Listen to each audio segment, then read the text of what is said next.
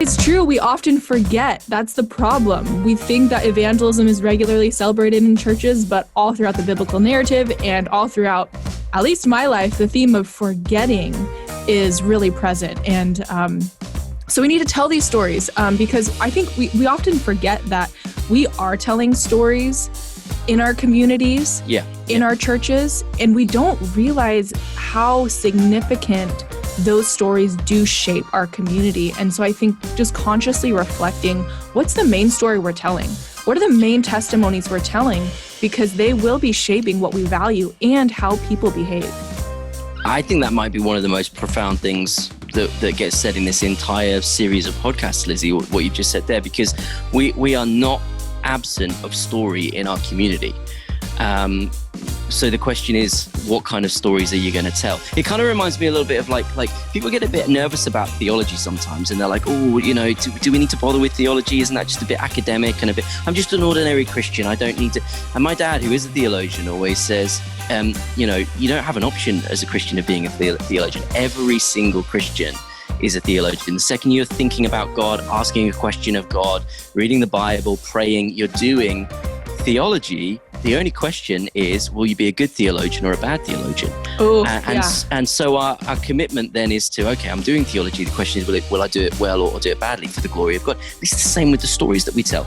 We will never not tell stories in our communities by the way that we live, by the songs that we sing, by the sermons that we preach, by the way that we live, most crucially in terms of the story that's being written in and through us by God's power. The only question is, will we tell good stories or bad ones? And I think there are stories in our churches, they're not bad per se, they're just indifferent.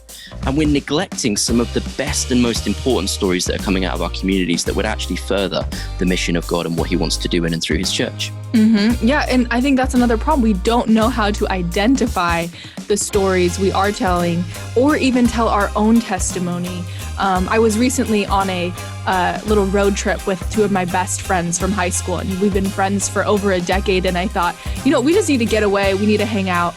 And one of my friends, she said, hey, let's tell our testimonies.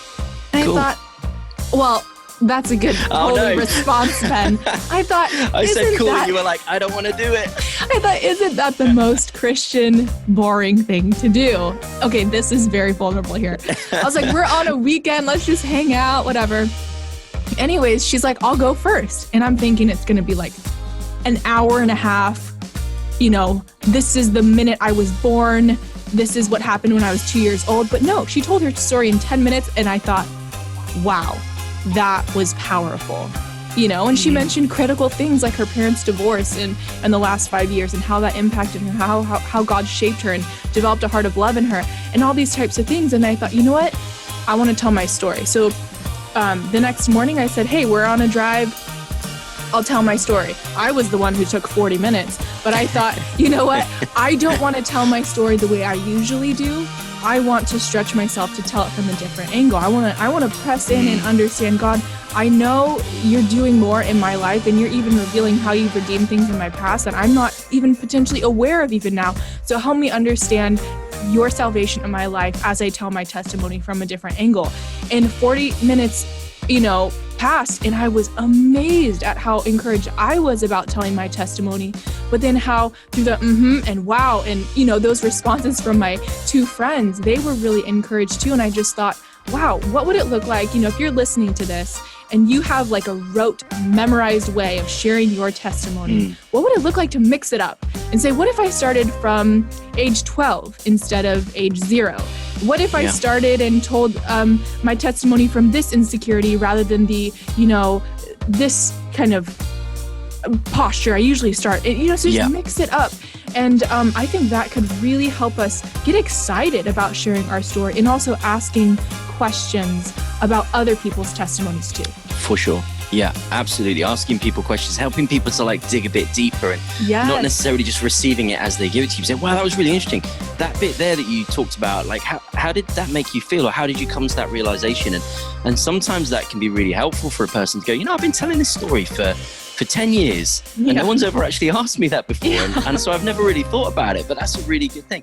And suddenly the story sharing becomes a dialogue. We're actually kind of inviting people into our story by helping us to get a greater understanding of our own story, even as we want them to understand it. And that's why we're sharing it with them. So Yes. I think it can be profoundly beautiful when we start to actually open up a dialogue within our own story. But again, not necessarily just thinking of our story as being like, this is what happened 10 years ago when I came to faith, but what is going on in your life this week?